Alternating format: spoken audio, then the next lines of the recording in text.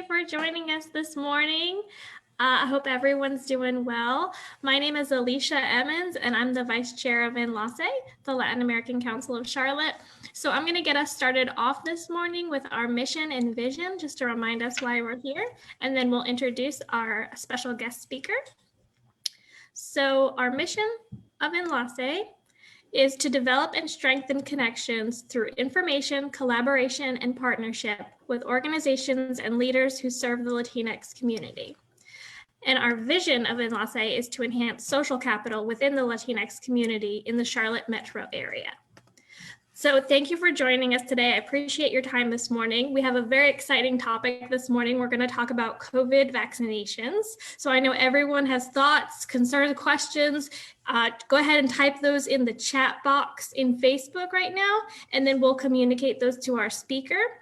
But right now I'm going to turn it over to Rita Dominguez, who is our health chair of Enlace, and she's going to be introducing our guest. Well, good morning, everyone. Thank you and welcome to Enlace, our monthly meeting of Enlace. We appreciate your time this morning. I hope everyone is doing well and staying safe. It's my pleasure to introduce our special guest today, Dr. Pazzaretti. Dr. Pazzaretti completed college, medical school, internal medicine residency, and infectious disease fellowship at Johns Hopkins University. She worked as the hospital epidemiologist at Johns Hopkins Bayview before transitioning to Atrium Health to become medical director of infection prevention in 2011. She's currently an associate professor in internal medicine and infectious disease at Atrium Health and adjunct assistant professor in infectious disease at Johns Hopkins. Dr. Pazzaretti is also a member of the Society of Healthcare Epidemiology of America and the Infectious Disease Society of America. She has served as frequent news contributor for local and national news, including MSNBC, CNN, and Fox, and has consulted with the US court system and multiple universities on issues related to COVID. So let's give a warm welcome to Dr. Pazzaretti. Thank you so much, Dr. Pazzaretti, for being here. We appreciate your time. Go ahead. So much, Rita, and thank you to Enlace for having me. COVID vaccines are certainly a topic I'm passionate about and feel important to get information out there. So I appreciate this opportunity hugely. I'm just going to share my slides, hopefully. You can see them okay? Perfect. All right, so I'm going to go through a little bit of just basic information about the vaccines, why it's important, particularly for the Latinx community, to consider getting vaccinated, some of the myths, some of the facts, and then really want to hear from you all what your questions are that are at top of your mind. And talk a little bit about community immunity for all, how we're working to get the Charlotte area communities vaccinated and educated.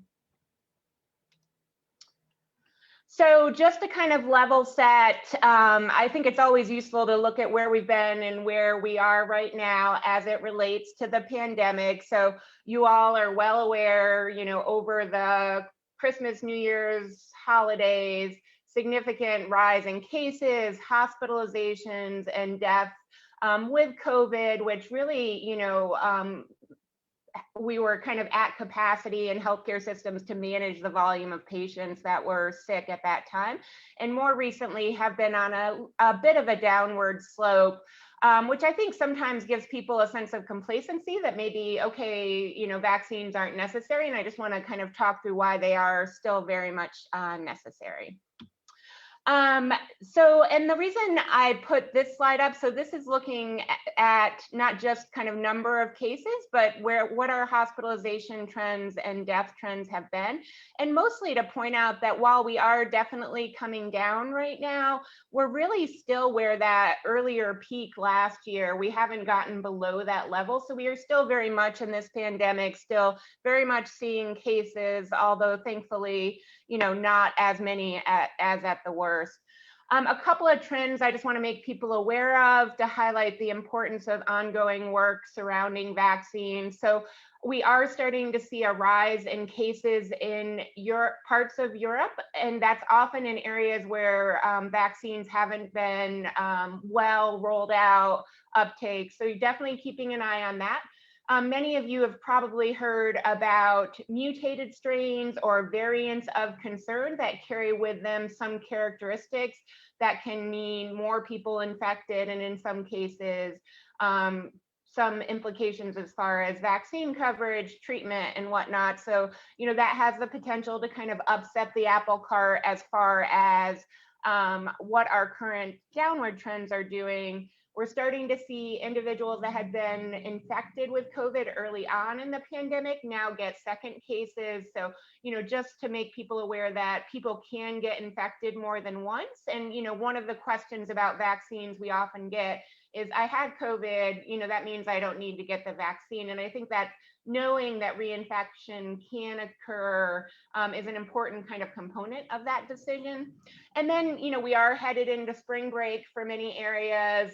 In this setting of a kind of decline, we're going to have to watch closely to see what impact traveling and, getting together and, kids being out of school has on the overall trends. So why is this specifically important for communities of color, the Latinx communities? So this is CDC data showing US COVID cases and deaths by race and ethnicity. And I kind of put a little box around the Hispanic and Latino percentage of cases and deaths. And you can see that for the percent of population that in the United States that's Hispanic Latino saw higher rates of cases and implications as far as increased deaths in that population. Similarly, we saw that in Black and other communities of color. And this is actually from a media source, but I think lays out the concerns quite well. So the white dots on here are what chunk of the population are these various racial and ethnic groups. And the purple dots are how many deaths, what percent of deaths due to COVID occurred in that population. You can see for Hispanic and Black populations, out of proportion number of deaths for the percent of population covered by pretty significant amounts.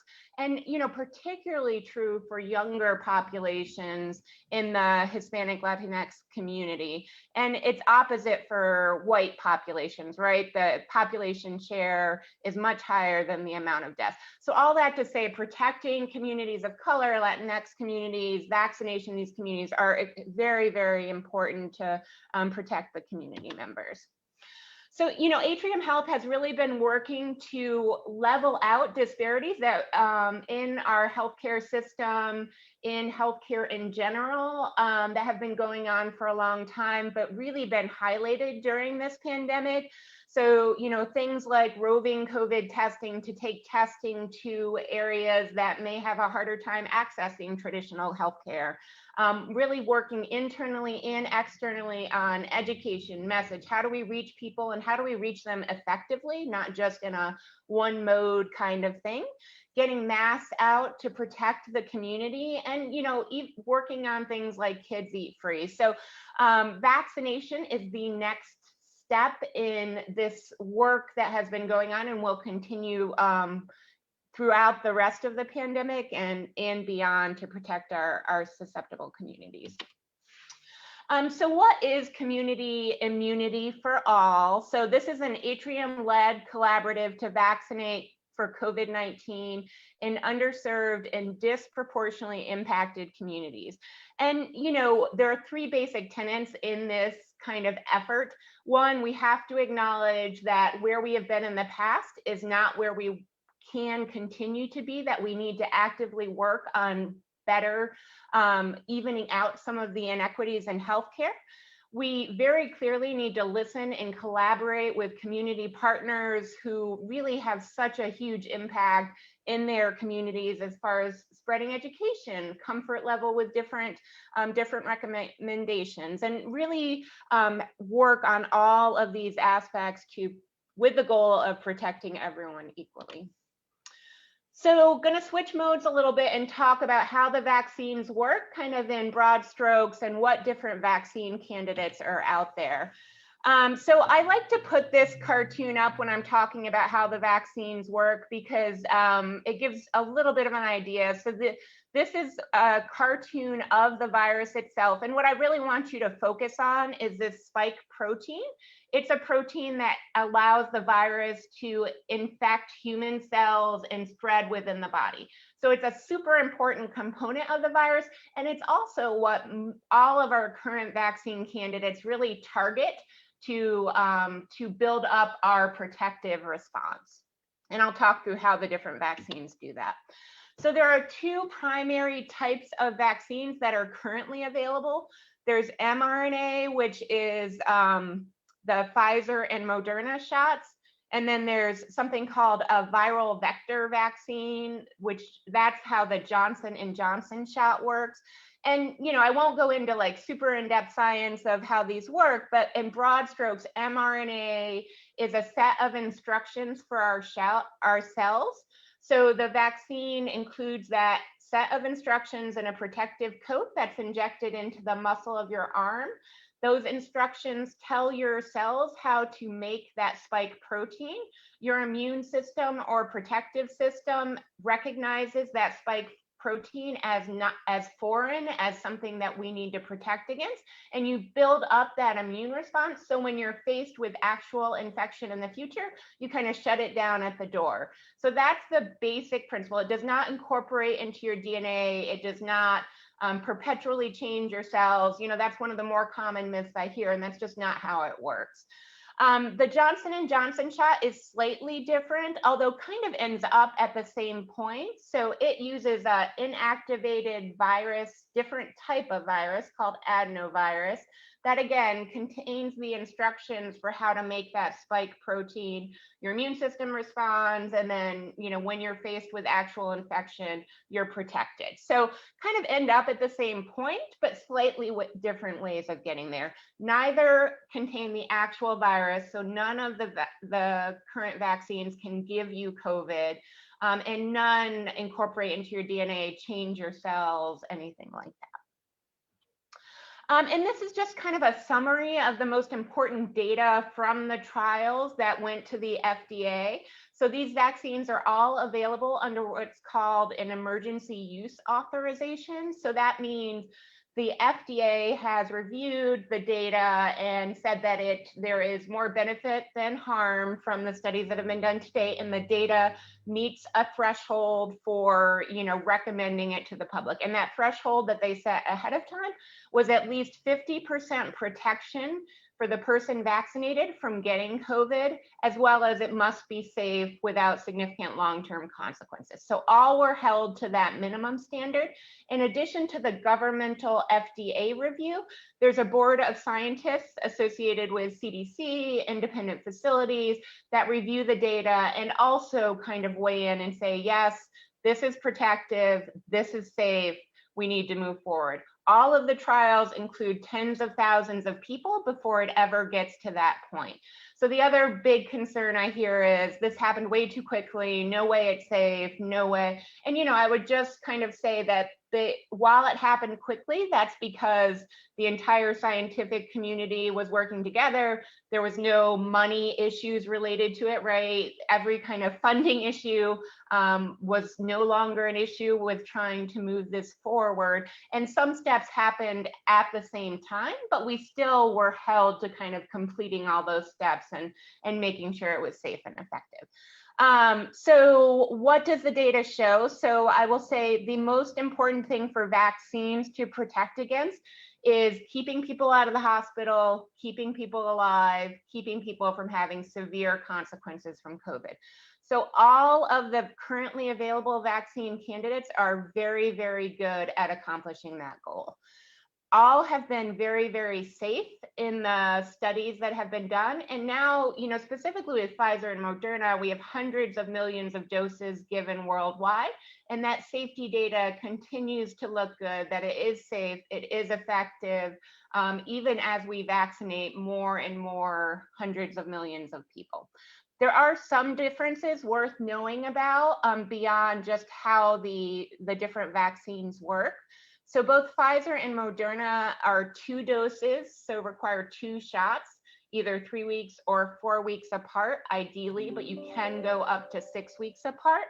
Johnson & Johnson is currently the only available 1 dose. So for people that are, really shot hesitant, or, are like, oh, I don't know if I can get back for a second dose, that population may do well with the Johnson & Johnson vaccine.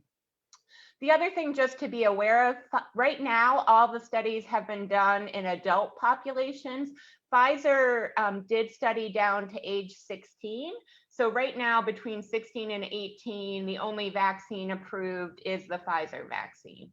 I will say studies on children, you may have seen in the news in the past day or so, for all of these vaccines are now getting ramped up, and the anticipation is those studies will be completed hopefully by end of year, and we'll start getting vaccines that work for children, that we know work for children, in arms kind of end of 2021, beginning of 2022.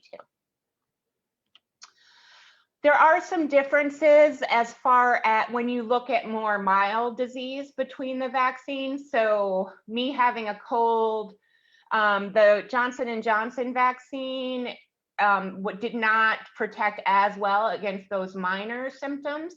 I will say, however, Johnson & Johnson is the most recent one to go through trials. So it was being studied when we had these more mutated strains and things like that. So it's a little of an unfair comparison, but just be aware there is some slight difference. But the good news is, again, protection against severe illness, death, great for all of them. The other thing that has been an ongoing discussion, so these studies on these vaccines have all shown that the individual vaccinated, the vaccine is very effective at keeping that person from getting sick. What we haven't had a clear answer about is, does it also prevent the vaccinated individual from spreading to others, right? So you've heard about this, even if you get vaccinated, we're still saying wear a mask in public. And that's a harder piece of information to get at. But we are starting to see data on that suggesting that these vaccines not only protect the individual vaccinated, but also protect that individual from being infected without symptoms and spread, being a typhoid mare, spreading to other people. So, very promising. I think that someday we will get out of having to wear a mask with, good vaccination efforts. We're not quite there yet, but know that it is looking promising, and we're starting to see more and more of that data come out. I'm not gonna, I know this looks super busy and probably intimidating, but, and I'm not gonna go into like the nitty gritty on this, but we all are starting also beyond the trial data that led to the FDA approval, starting to see real world data on both effectiveness of these vaccines and safety. So this is data from Israel, which has had a very, very aggressive vaccine candidate. And essentially, the summary is it's showing that same degree of protection that we're seeing in the trials. So it's reinforcing what was seen in the trials, which is great. There's always the concern as it gets rolled out, we find something different. That hasn't proved to be the case, even though, again, we're doing many, many vaccines. The other piece of good news is what I just mentioned. So, we're starting to see data from several of the vaccine manufacturers, as well as larger populations that have been vaccinating, suggesting that vaccination not only protects the individual who's vaccinated, but those around that individual. So again, that asymptomatic infection preventing against spread. So, again, very good news, very promising to see a significant impact there as we get more and more data. So what about safety? So we talked about how effective the vaccine, is it safe? And that's, probably people's number one concern about getting vaccinated.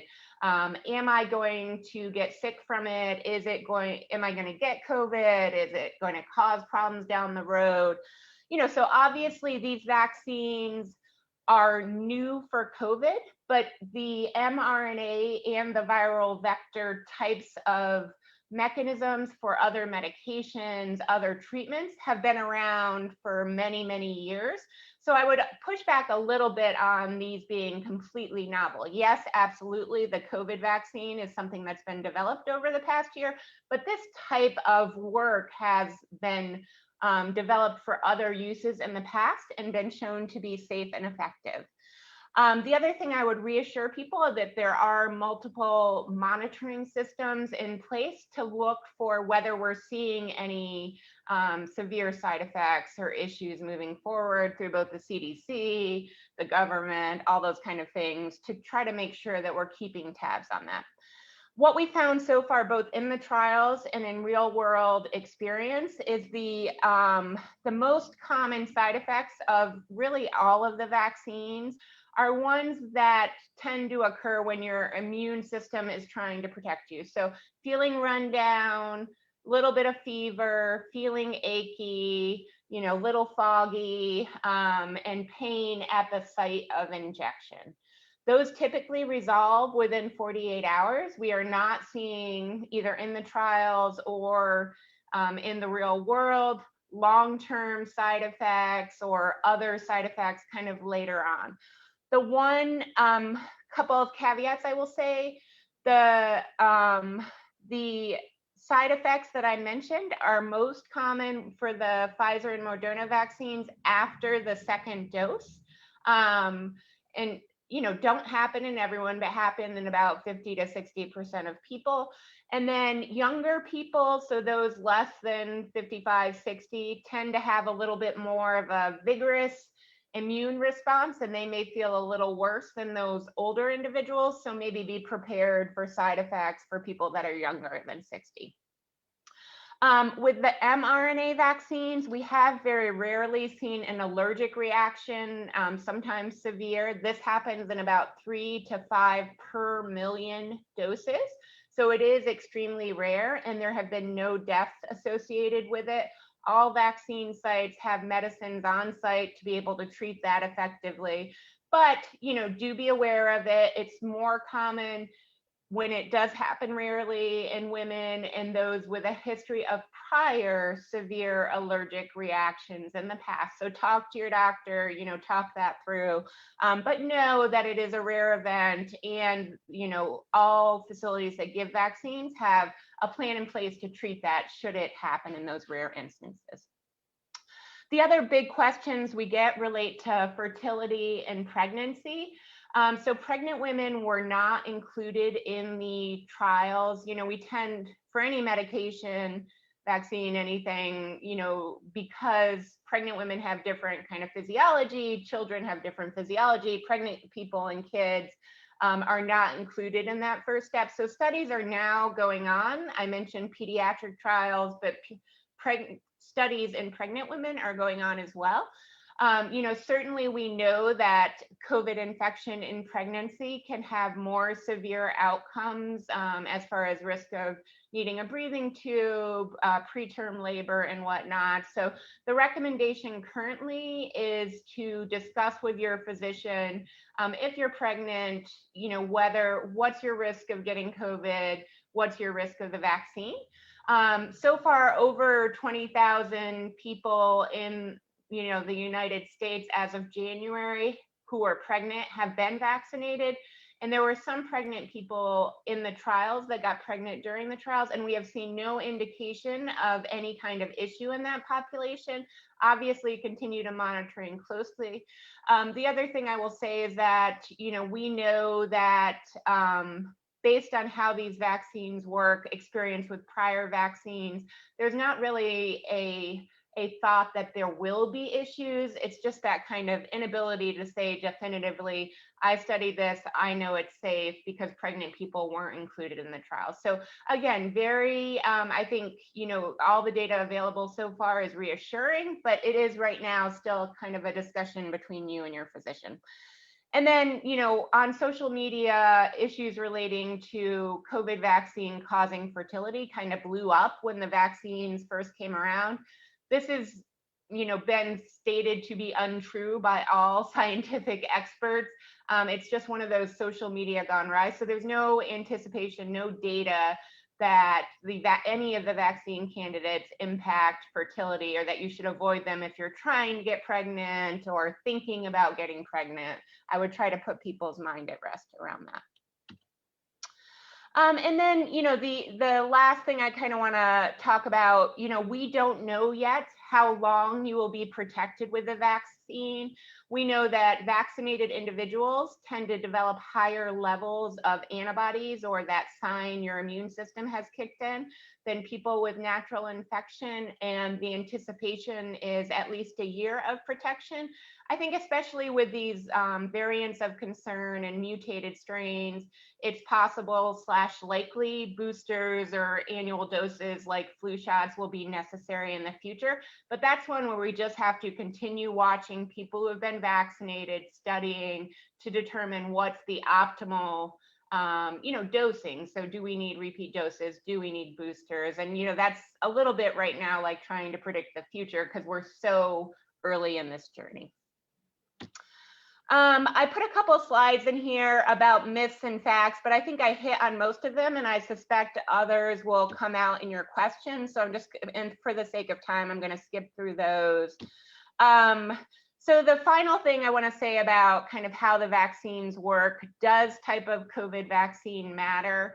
And I would say for the vast majority, what's most important is getting vaccinated. Whichever vaccine is accessible to you, they all are very protective for what we need to protect against severe illness and death. So I would just encourage you to get what's most accessible, and that really there isn't, once we get in the future and, there's 10 vaccine candidates, there may be some, populations that benefit from one over the other. But I would say these all get the job done, and I would encourage you to go wherever is most convenient, most accessible. You kind of get an appointment. And then finally on the vaccines, so you got that, and I'm sure some people on this call have been vaccinated or are considering it. So does anything change? So for right now, still recommend wearing masks when out in public, avoiding large group gatherings. I do think, as I said, that will change in the future. But for public stuff, no big changes right now. I will say last week or so, CDC put out updated recommendations for those who have been fully vaccinated. So that's more than 2 weeks after finishing your vaccines. And said that now fully vaccinated people can hang out with other fully vaccinated people inside without a mask on, without distancing. That means go hang with grandma, go hang, if you're vaccinated. And even fully vaccinated people can hang out with others who may not be vaccinated, as long as they're not at risk for severe illness. So weak immune system, 90 years old, the groups that we've seen higher rates of complications from.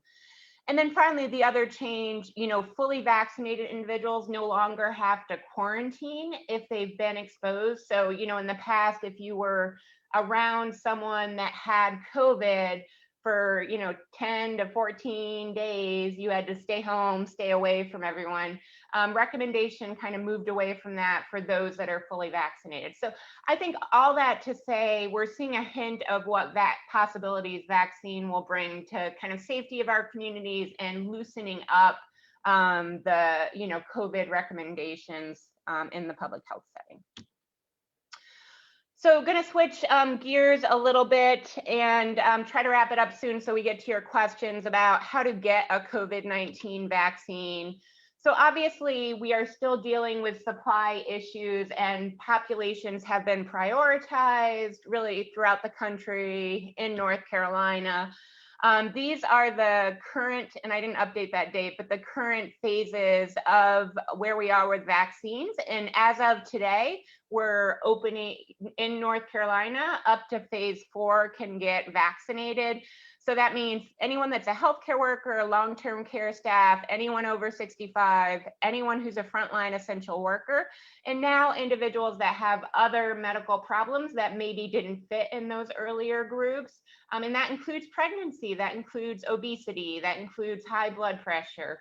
So, a lot of people are able to get vaccinated now because our supply has improved enough. So I would encourage you to kind of see if you meet criteria and consider trying to get a spot. And then I won't go through this in depth, but just you can get your vaccine. You can sign up through My Atrium Health. There's also a hotline. And also, so acknowledging that there are barriers to healthcare in certain populations more than others. Atrium has really been working to overcome barriers to hospitalization. So acknowledge not everyone may have internet access or easy kind of ability to schedule something online. Atrium has put out a number of roving mobile vaccine units that have interpreters on them, allow for people to walk up, often schedule on site, so that there are options for people that may have challenges to making it to one of the other sites or challenges with scheduling through an online source. So really trying to remove any barriers to vaccination in all populations. And also working with different communities to try to get education out about the vaccines. Power to Salute is something that was started a while earlier in the pandemic to try to help with culturally appropriate bilingual education, really making sure that education and resources are accessible to all groups. And the final thing I want to kind of leave on, recognizing what a hugely important component communities are in encouraging different members of the community to get vaccinated, really trying not to have me necessarily kind of preach to you and tell you should get vaccinated, but trying to reach out to community members that can be ambassadors in different communities, help with any information, help with training, help them be a resource for the communities, because often a conversation with a friend, family member has more impact than hearing it from someone that's more distant. So have started a vaccine ambassador program for COVID-19 to really work within communities with community partners and cascade information in different social networks. If anyone on this call is interested in becoming a COVID-19 community ambassador, would highly encourage it. I really think that's a game changer for communities and can make a big impact. And I put the email address and a flyer up here for your all's reference. But upshot is, if you are interested, I would really, really encourage you to email communitybenefit@atriumhealth.org. And know that information, resources, training, all will be available in Spanish as to make sure that we're getting the message across.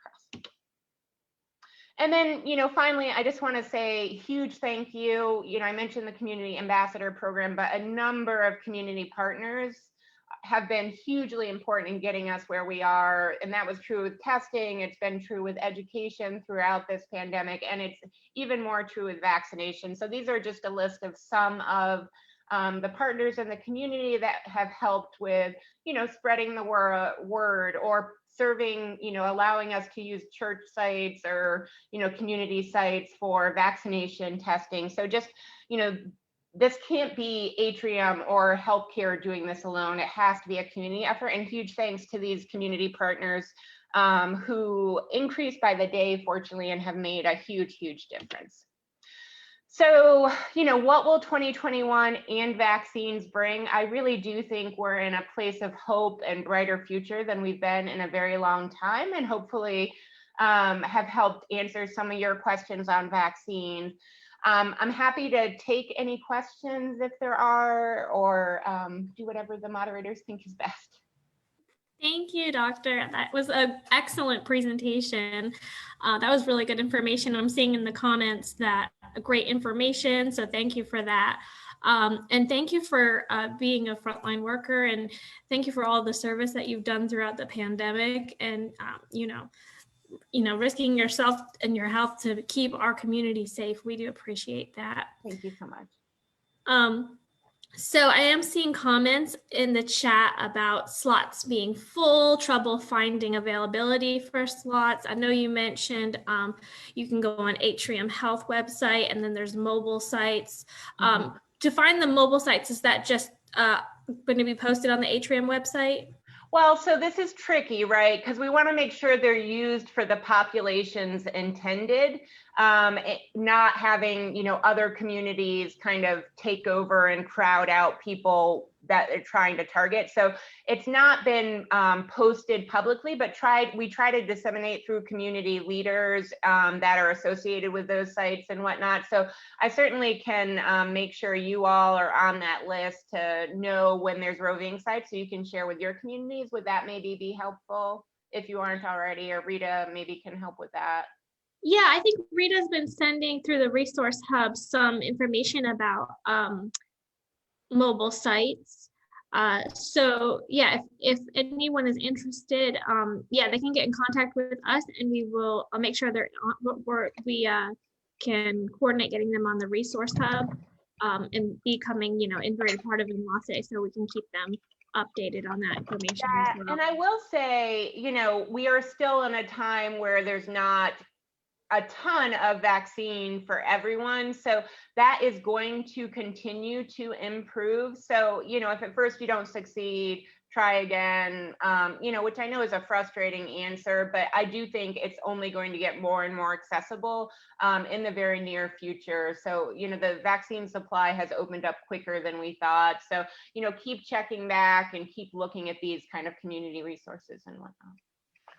Okay. Yeah. Perfect. Let me just add on one piece, and this is Rita.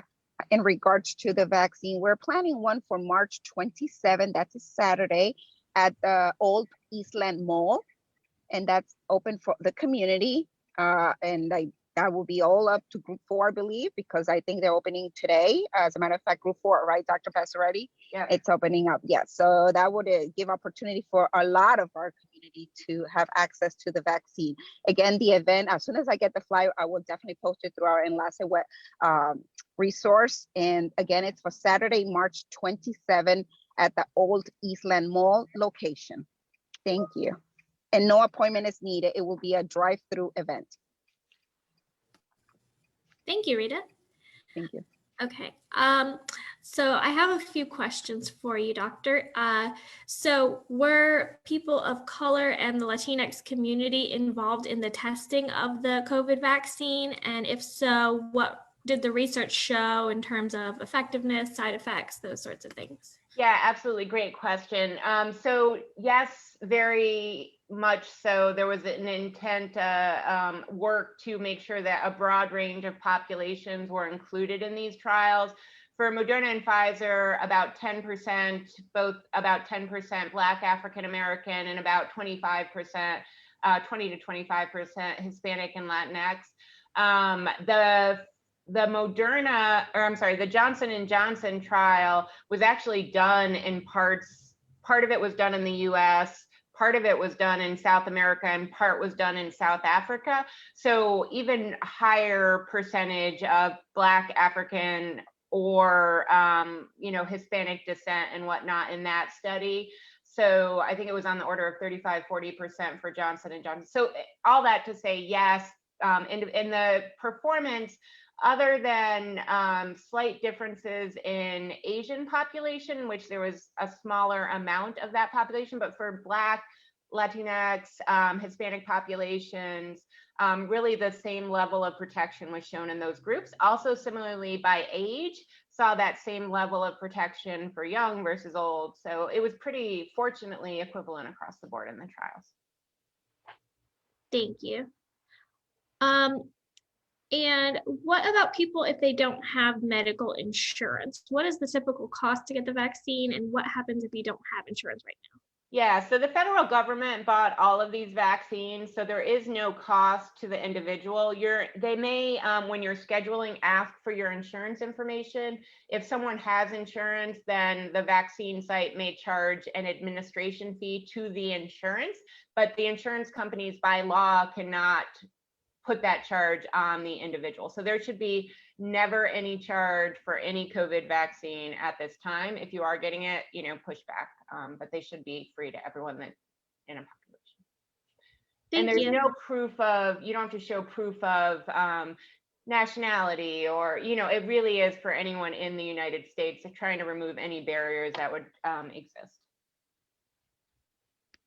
Awesome. Yeah, that's great. So what can I get the vaccine if I currently have COVID, or if I've just recently recovered from COVID?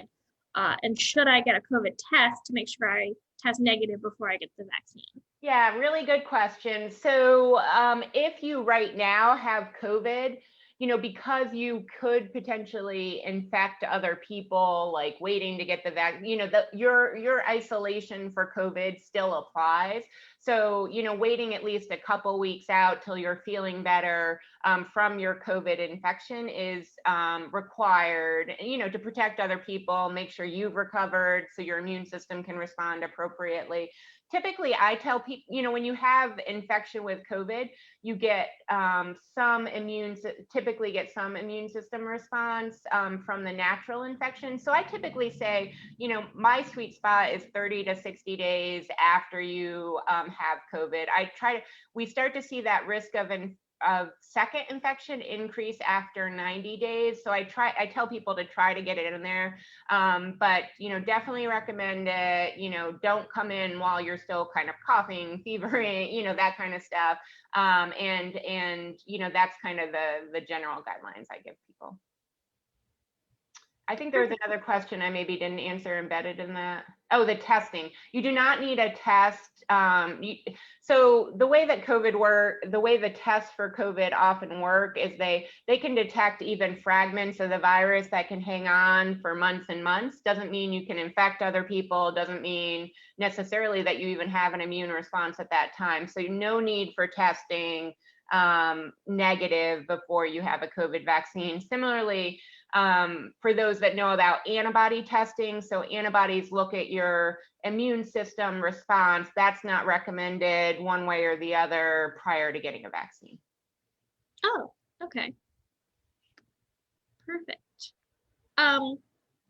So we talked about side effects. Are there any potential long-term negative effects from the vaccine that you can see?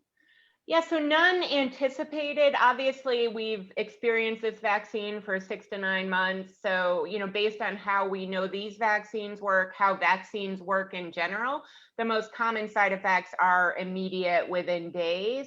So don't anticipate any long-term, but, until we have more time to watch those as people have been vaccinated, I can't say with 100% certainty. I feel comfortable saying I think it's highly, highly, highly, highly unlikely that there will be long-term consequences. But, it's obviously something that will continue to be monitored closely.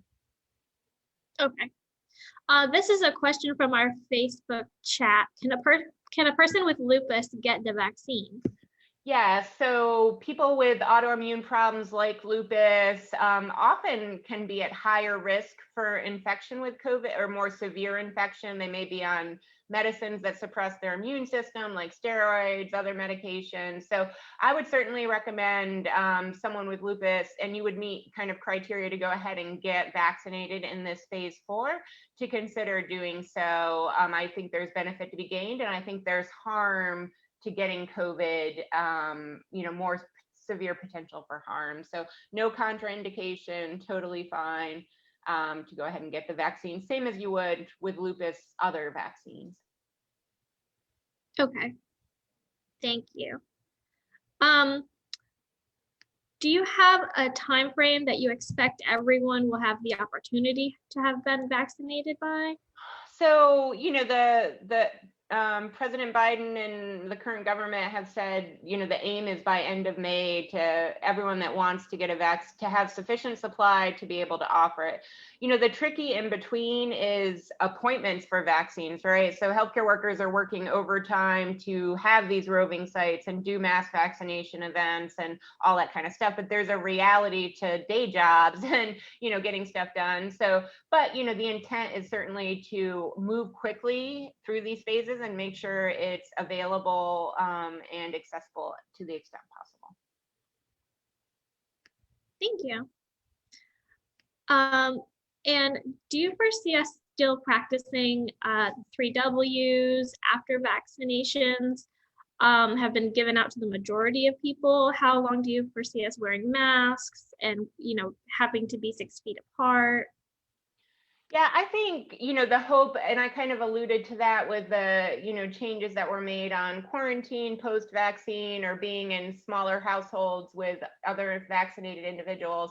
I do think vaccines are a key component to moving away from, the masking and distancing. I do think masks will stick around a little bit longer, probably for the next 6 months or so.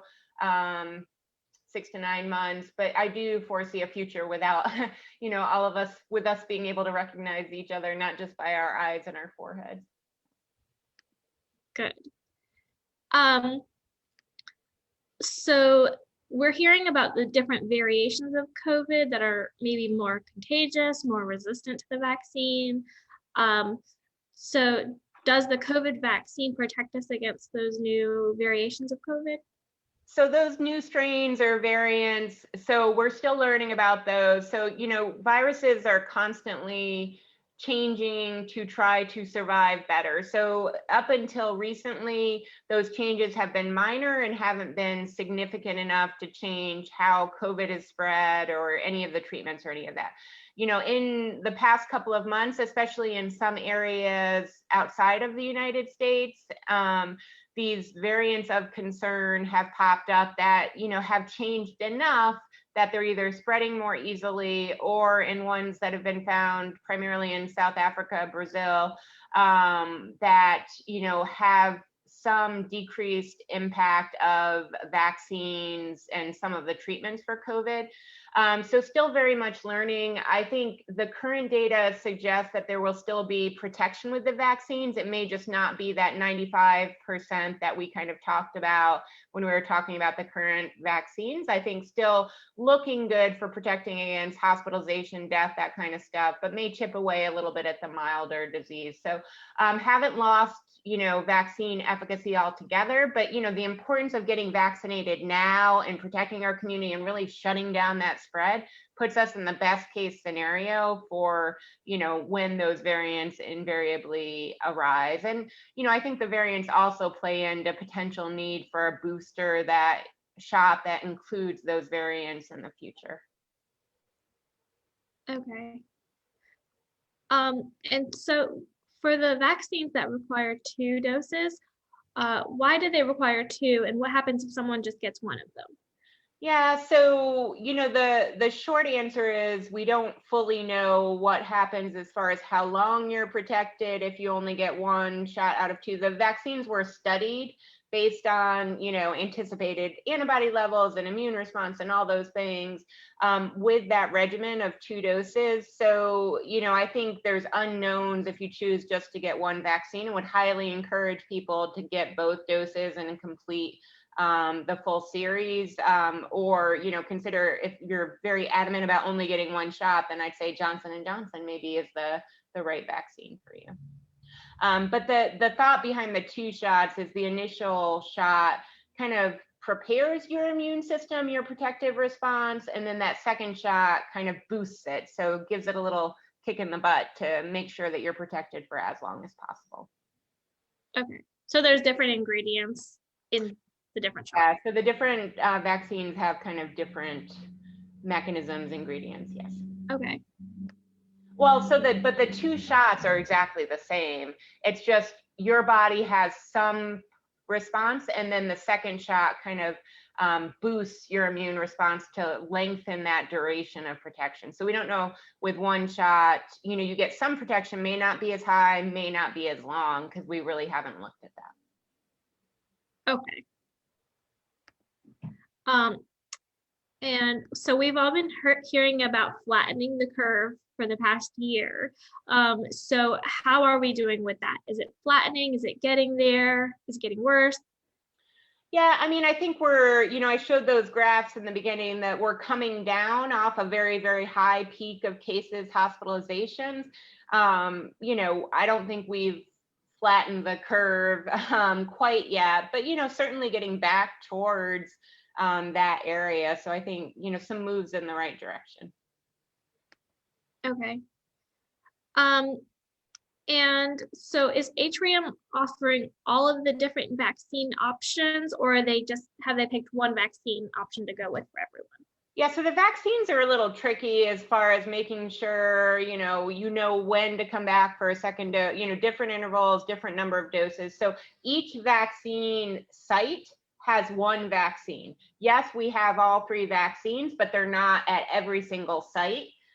Because of the importance of making sure, if you get first dose of Pfizer, you get second dose of Pfizer, all that kind of stuff, that there's no confusion there. People don't get the wrong medication and whatnot. So by site, just one vaccine, but yes, all 3 are available as we get supply in at, different times. And that should be clearly visible when you schedule. You should be able to either ask if you're calling or on My Atrium, see what type of vaccine if you feel strongly about one type over another.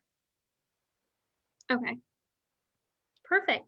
Well, yeah, you answered a lot of my questions in the presentation already, and I thought that was very excellent information to get out to everyone. So thank you for your time today. I know your time is very valuable right now, and I appreciate you spending time, advocating and informing us about the vaccines.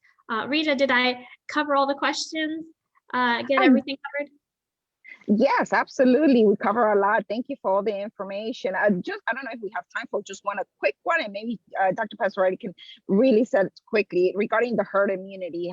What percentage of the population needs to be vaccinated to reach that herd immunity? Yeah, so just to kind of level set, herd immunity is what chunk of the population we need protected against the virus to really prevent ongoing spread in our communities in a significant way. So bring it down to kind of that flat curve that you mentioned. So the thought is somewhere between 60 and 80% of the population need to be vaccinated or, have protection to achieve that, to get us really, quote unquote, back to normal. So, every person vaccinated gets us closer and closer to that goal. Wonderful. Thank you for the great information. Oh yeah, no problem. We're about 20% have gotten at least one dose in North Carolina. So we still have, still lots of work to do. Yes, absolutely. Thank you so much for the great information, for your time, for your work. We appreciate you so much. And we're so proud to have you as part of our Atrium Health teammate. Thank you so much. Thank you all. Thank you, Alicia. Thank you, everyone. I hope everyone has a great day. If you have additional questions, definitely reach out to your healthcare provider and get those answers. And we encourage everyone to look into getting the vaccine. Keep wearing your mask, keep washing your hands, keep social distancing, and try to get your appointment. I know a lot of you are in the comments saying you're trying to get your appointment, so keep trying to do that. And we appreciate everything everyone's doing, and we hope everyone stays safe and healthy. Thank you for your time again, Doctor, and everyone take care and have a great day. Thank you so much. Wonderful. Take care.